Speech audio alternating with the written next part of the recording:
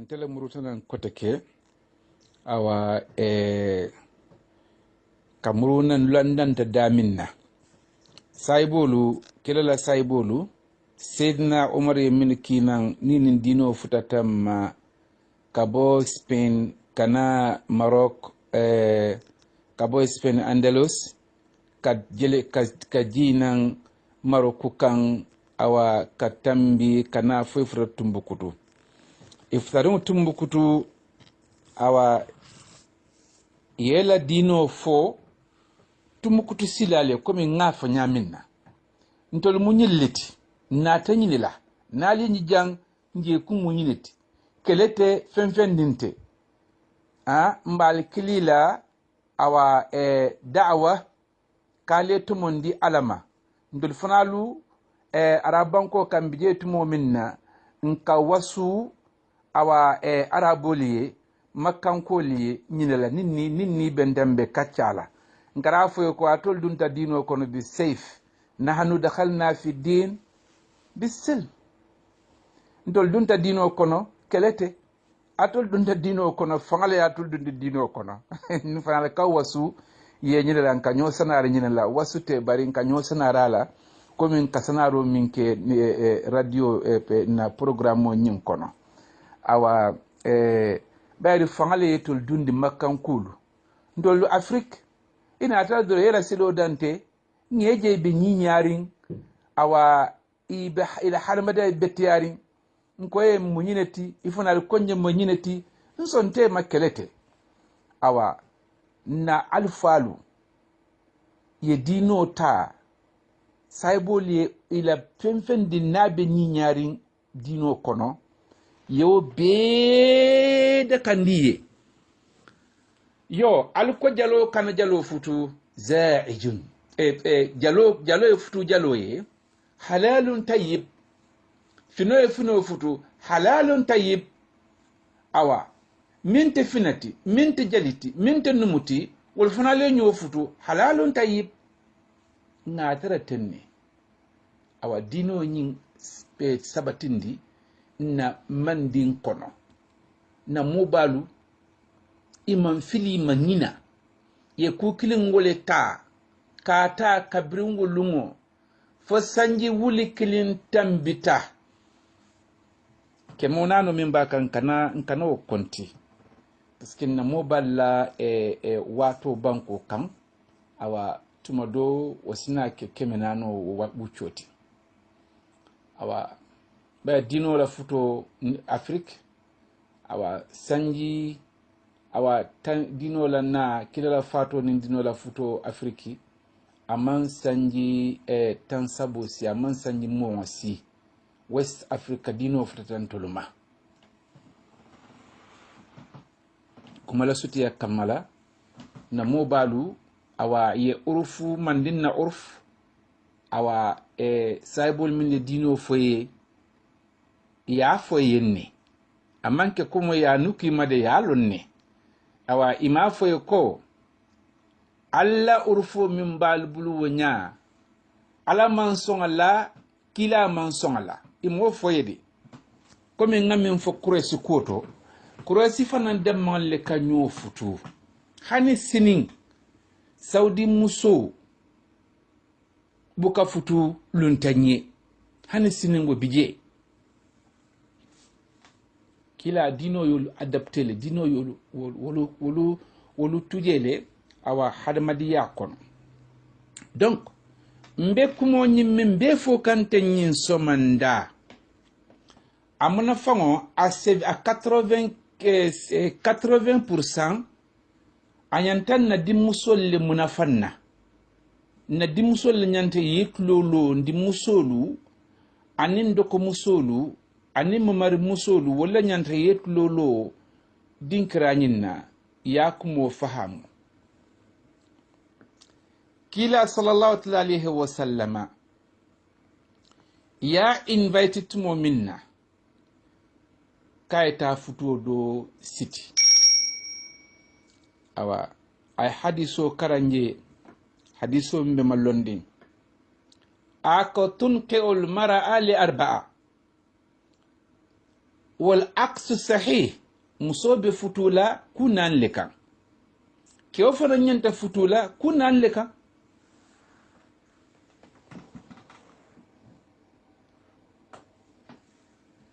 ako لجمالها لمالها ولنسبها ولدينها فاظفر بالذات الدين تربط يداك ako musonyan ta futula kunnan likan dalilu nani a folo jamal ala kenya ala ninya a fulanyo limaliha ala nafulo kan a sabanyo linasabiha a dambewo kan a naninyo lidiniha ala dino kan barkila ko sallallahu ta'ala alayhi wa sallama ako fadhfir bidhati din tarbut yadaka ako yibori piri fotaro e boyla ye dina kanke o ta ni ya soto fana yi bulufulo ta ya mina kangala o kana boybul de awa saibole nyin karan arkano kono ko kila sallallahu alayhi wa sallama ma yantiku anil hawa in huwa illa wahyun yuha itul dunna arabanko kan wutumo awa ikanyo saba musnyumalle kan anin nafulutiyo dinglu anin nasabutiyo dinglu ikanyille futu wutumo bar dinati kerin wutumo bar kabrin dino na kila ko fadhfir bi dhati din tarbuti yadaka ako fanan ako kon kana muso futu muso suntu kunto nyamo kon kano futude alon kila la diamo be balagha awa muso suntu kunto nyamo muneti suntu kunto nyamo le kanyi nyamo beti akanyinya la kajaya akanyinya tele kanya bali nyamo beti ban ni abukadinke ni madala do man ray kati holum sundu kunto nyamote wokoto muneti e kana muso futu muso mi yalon ko barakata la koto komi ngadya mo damuta daminna ibe ding bulala daminna yalonde kamulino ko marsandiso ni balwala ni bela marsandiso bulala dulamin to ka wafi weke dulati dulami yalon ka betari note mota tala jede mota tar laje ati sanna awa kila sallallahu alaihi wasallam kabra hadiso nyimfo saybolu be jakalta bari mo ay hadiso nyim bata da minna buka kuma niela awa ya nyinin kai kila natrukul jamala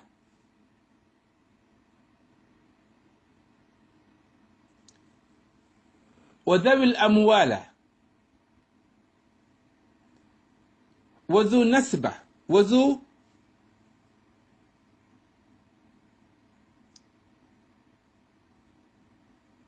إلا بذات الدين الجمال المال والنسب ذو نسب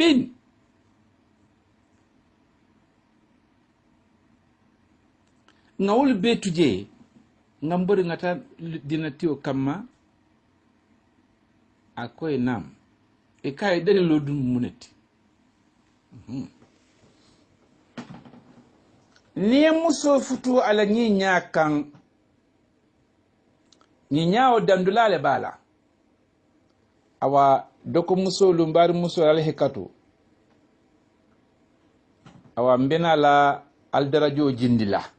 alla nyinya darajo mba jindila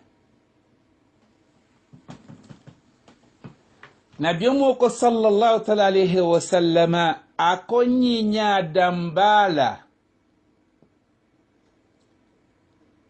ni muso sunkutu karafa sunkuto ni ya futu karafa naye dinkilin soto dron nyinya karakilin tata a sembe ma fon a catégorie 1 o katale sunjo be si boyi sunjo mi batala lung minna la ñiñari mbawu sunjo be lorin kan ay naye dinkilin soto si sunjo boyi ndi kono min fana menotorin kobala net wo kono si déformé wo fanansi banoto hani tamanyami mu tamanyati wo sifalin do kabo ñiñala la buka kafama awa ñaada la ñiña wala katuje balo jaato la ñiña o be kaka akafo be lale sabol ko sadakto e kaye toñala ha kaye kumo be saharin akoye nafulo mona kenen kalkana bla nafulo tionoma nafulo almalu nafulo arabole nafulo tolong anin mandin kolo walle ya tole kaye nafula aka nafula leke ni nafulo be kono ni ma muta kun na ye mante me tajila kota ke sieto amandin koliya araboliya almalu yamilu mailan minka akayele ma buka jati kilintala abete ya bi sina be doya sininda be doya sinin ko be doya ninna fulo wole banta kano kabanne ikayo mtonya leti ikaye nasabodu ha karisa dingolo munyinti mansake karisa dingolo munyinti example manso na dunduna la mansolo ni ya fama mutalumen na kabula kasola kudeta kita bang aboy takarte fayto bang nasabo banta bari afamala mansa ya nyinin wole kama mansa ta fati kotake fala mansa ya banta adun wobe kabrindu na ko chok wole bekeri bi mansa sinindo ba bi mansa kende sinin mansa fure wole bekeri nanen jam taje dino la yamutu ubuka fali fering الدين وبكفى ذات الدين ها وبدن منا ولا بدن كن فيكون منصولا دينا كان كيو اتفال مو ميك فرين ولكن كلا كوكو الجات دينا كان كيو موتا نيا كالا سافوي اتافولا awa abafula ngantatu alaye min nuwe nin ala ayeni min bula wonya ni te kew man silang alanya nin ale halakaye awa ite halaki jala ko rek halako min siatoti ambe murula ko teke fu sabo nyimbe kan musunyumma niya futu kila ko sallallahu alaihi wasallam ko teke ako niya futu luwolu asala nyinya foye fenen dunga de tekeri banko men kan banna lota afanju be dunga de wala asina e loy dala ya safo en tenyo musinyu mate banko nyen kan asala fismanta e tandi tela ka foko atla nyinya manyinye te bulo kono itela du ya futu do ya tambilo kan asala nyinya kaye doyala luwolu itlo bo moylale nte muslima balet de nto nyonte kilin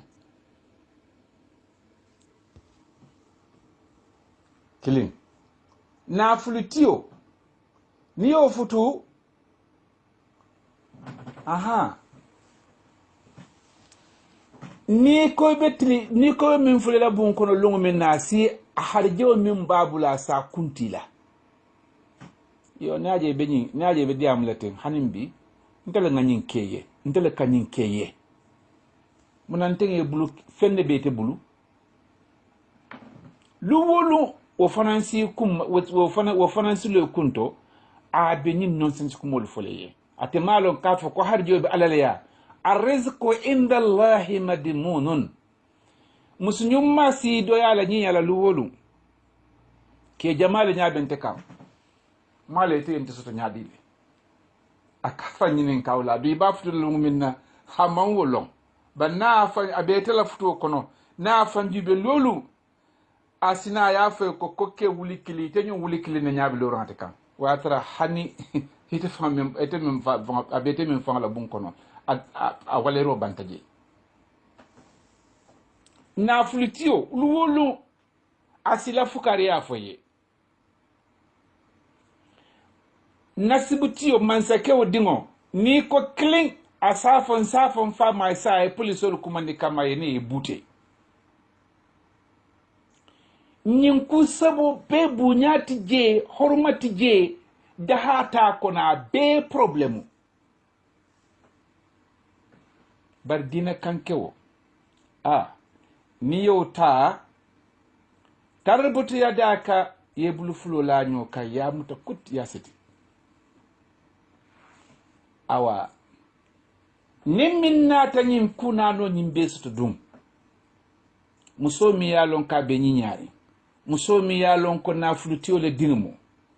muso mi yalon ko awa a famamu awa dina ñaton ka baleti almamulu dingulu awa lonnabalu dingulu nafulo be fama bulu nafulu famamu awa nafulutileti awa ale na ñiñadi di muso wala din waynake muso waynake dina kanketi awa nin salfana nin waɗano keta abala salola abe dina kono nin ale kunano ñin bendi muso min na kuwo to awa iko wolle ko horrul ayn na bang duniya ñin arjanna musforolu wolle moti atla midum man kutu suratul waki akono حر مقصورات في الخيام لم يتمسهن إنس ولا جان فبأي آلاء ربكما تكذبان ولم مسل تمن يا لونكو إبني نيارين نافلو بي فاما بلو إفاما مولندي كلا باتي دينا كانكي بالو والإسلام تعالى نيا إمام فنتي لقرد لكنو كتيفا وافي كيولوما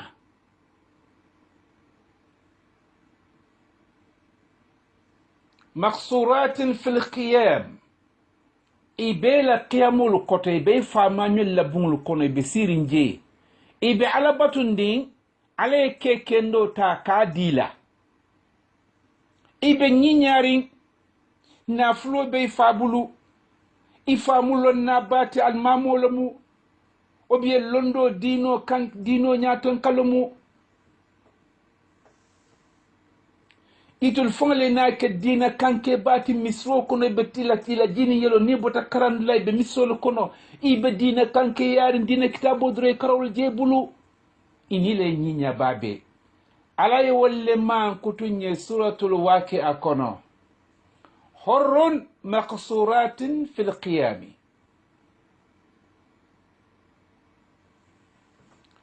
والذي ما كترن على بلو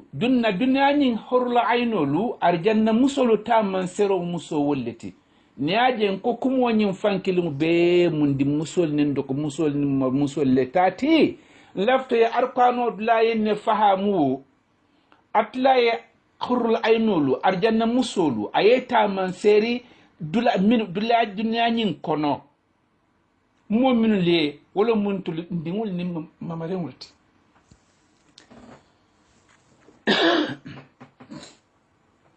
bayri mona kende alhamdulillah ngala tentu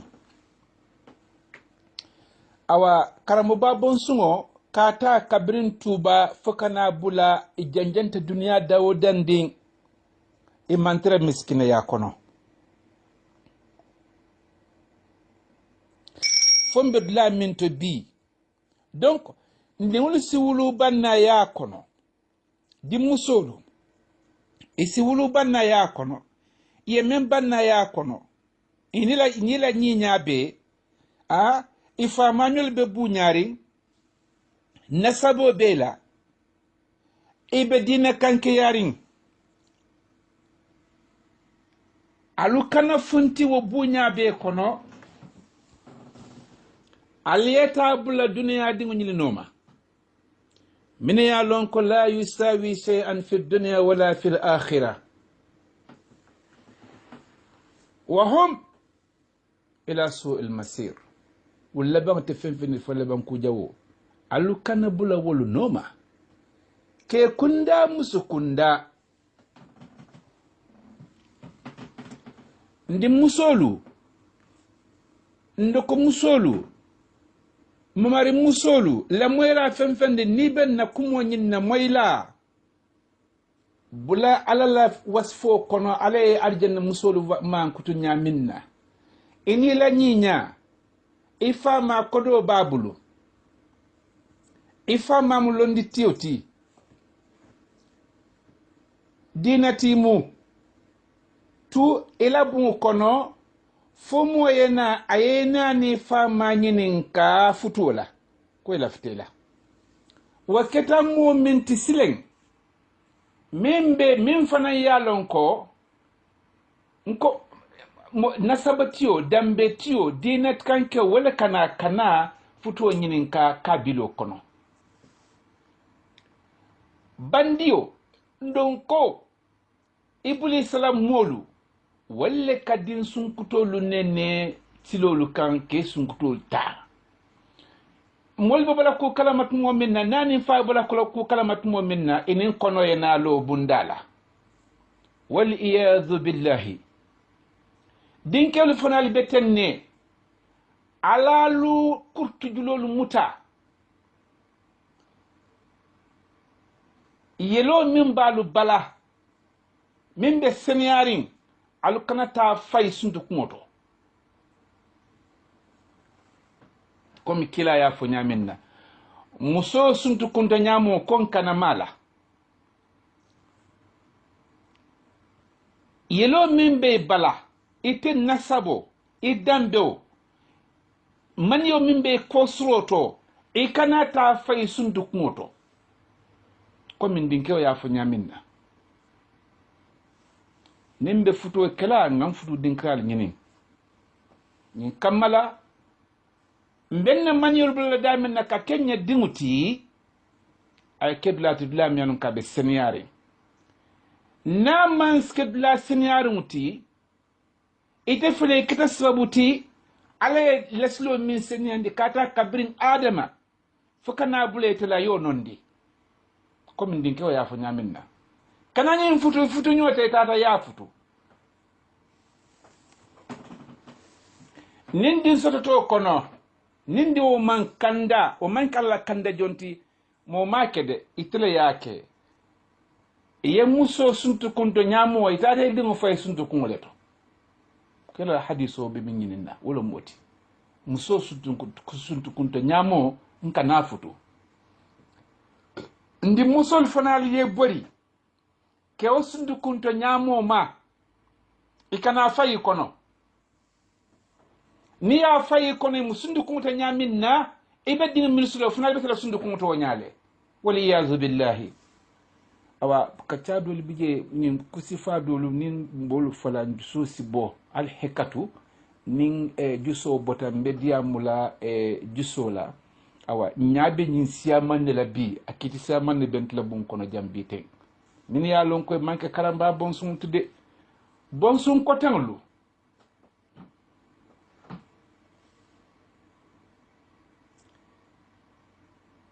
kew suntu kunto nyamo ndi musoli borama atena fala bi atena fala sinin aye soto nyamin na silo kan na be bulala be faylo nyaale silo kan bayri ayeta silo le kan awa walakin nin faba sanko alam ne manin kafar kalaye lundo aya dokol be sindi mbo kalama awa akawanto lungu kendeke kata kabrin safsal kola fo so kuta ntol labanta yentol kuninne awa kawando kola bar sannin din mambe sino la ko aka doko liye akon nabako bari ike baba kilin naballa akon nabako ko ngandingul di nyola akoy baba karamba kay ko dingul ye nyofutu awani aje na molu ni nata ni brasim ko ni minata musino la je ke bali awa ien di nyola ikay dingul di nyola kabrin kanding adalilo munyineti baba san ku ayo kila aftanda dokoluma akom fama karamba kay ko ngandingul di nyola akate fanam baba karan kutubo o fana nyine tu kila nyine tu adinglu bulu alal dingul di nyola karanta silimanka o fana nyin kuma kilne tu adinglu bulu alal dingul ye nyo futu karamo ba tuba andara tumo minna amma ringulu ayebe kutu nyo bulu ndi musolu awa hanni fututa ikabilo bulukunule wo fisiyata yeta futu kafiro bannaye ite kunna diya sutla duniya kono jang alkiyamata siyatoti dinkewlu fanalu ibari muso misilimo yo tuje kabilo kono koyeta kafir muso futu kabila koton kono bari telefona na ko jakalo warta awa yedno bo wanni molu kayta ye fala dino tiblu so kono awa kumo membe mbulu bi ka afondo ko ndinke wala nyinin karo kono comme clio be siaring mbe danna jantem folo mbe nyi yamoro kela ndinkewol nindi musoliye ka mbe nyin folan ndinkewol nindi musoli anim mar musolu anim marin kewlu awa yenyo futu awa kila sallallahu alaihi wasallam quraishi yenyo futu tenne nabillahi nabiyo mo fenfendin tambita awa ne la tarikul karan annabillahi nuha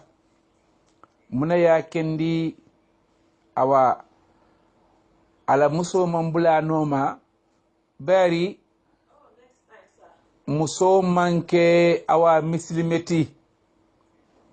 muso mambudla to dlami yalon ko dino bije wala ya kendi adinke folo blata na noma adu hanisino be keri ni kafir muso futu adin folo be sibula noma killing nabiyo mu annabla nuhannu moti annabla ibrahima ninga example tawula abe sarata futla luminna otumo sarata be muslime bungule kono fako muso fako ala muso ye mbe futala kisato kono le en qaribul ajil akala muso ko akaye ko akomansa kewe ya nyinin ka slan kamala jumalo muso nyinti hakki muso sarata ke bi nyaari akoy ko mbari musolum awa mbari bar musolum minti yo tabarkala bitun tay bar musolum la janne atata ka bar ko sarata ya kay na musolum de bar bi ntedi tedrono muslimoti banko nyin kanja wala ken nin koy ko mbari musolum muyti ya jele dinga min bototo nabiyo mo bebo tawoleto sarata nabila isaka bama hajara wa fanana na kulu jombulu ya jom musumata ya di dinima sungutin ne jom muso ya ta ya di saratalema akulu ta yo adabota alana hana nabdafi be do fismanto bondi ko dinke wala bala mba betenne alunga na mobile silo na adolu ni respecter awa do man fisiya doti bari ngaman nintara siri nyamin na jalo nyata nyawo nyandi jal musulu nyata nyawo nyandi ngetu jali kewliye nkana hasidiya jali kewlu nkane hasidiya ngela musnyum malu futu karanke musulu nyata nyawo nyandi nkana ke hasiditi besen konnoti ngatela musulu futu ngela musnyum malu buisi bulu ngetu karanke kewliye ulfana liye da hamyela musnyum ma walla kila ko sallallahu alaihi wasallam la yu'minu ahadukum حتى يحب لأخيه ما يحب لنفسه إبار مسونا لكي جويا ومن مجابتي سلامو دابمو واللوني كي جويا إتكو كوي من لفولا إلا فتا كرانكي مسنو مالا إبادي مسلمو دون لمسو موتي وتوبلو إلا لي مانا تمالا فرين فوي وفنان مسو توابلو fina musunyum malu nin konti nyinya la fo fina musunyum malu woto mbet nkata hasiditi nkata besen konnoti fina musu kewlu fina kewlu ngela musunyum malta ngebu sibulu woto nga fata kuoluma mim manyan na kila ko ndo kilinte to mondila fo nga kanuru ke fenna nga fen kanuru ke mbadinwe nga min kanu fanye awa no musunyumma abe nyinyari nkonte nyinyala fo no musunyumma lu fo oldron subhanallahi woton kana hasidiya ibarin kewlu num ke kendolu ngela musunyumma lu tibulu ngaman nen tara sidin tenne nin woketa jali ning sulate bula la nyola karanke ning ente bula la nyola muni ya kendi faatina kullu dhi haqqin haqqahu ngabe hakko diala nin jali kewo min fanan ko faati nyinyala ko faye karanke musunyum maleta akata hasiditi karanke kewliye abetenne kana nyo hasidiya ngabe la musuti bulu nga bela musuta yo do safo sayin mfandi mambe dia mukanteng ndoko mbe dia mukanteng mbe mbambe dia mukanteng tuwa musoludu wolu manke jaliti wolu manke finati wolu manke asifa kotenti kila sallallahu alaihi wasallama atefanan faye nasara muso futule madat kibetiya basite ni ba kela katake yadundi dino kono mune ya kendi atla ye kafir muso haramu ya itemale ay kafir ke fana haramu ya ndi musoluma misini musoluma enaye dun dino kono ya karan dino la folo sanni ba fudura nto mo kewo ay to muso futule mi ya lon kay din sotaye londo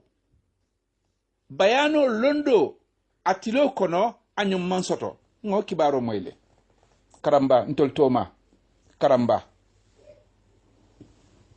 awa abeteng kitobe larin tenne to musul futo tanate bari ni ba futra ke misilmo tadni misilmo kono misilme ya kono ala sibraje fula dila yadundi dino kono barajo killing ayena futo fanan barajo dila fula yeding fanan sota ya ding soto ye o fanan barajo saba bara kana ke sundu ko dum soti de awa membe mbulu ka fala nyin sumanda awa wolom nyinti mbe silo nyinna katanna do kudla akuli qawli hada wastaghfirullah li wa lakum awa albadima min kadiya maleteng wolomu alaji salim jabiti membe siren Washington kaboni bra suba kono mangina nabla ibrahim la kisato la de mbe murula kanne inshallah tumado bi ninga wat soto sanni mbe dunna radio manding wa mbe katakela ngo fanan completindi ngo fanan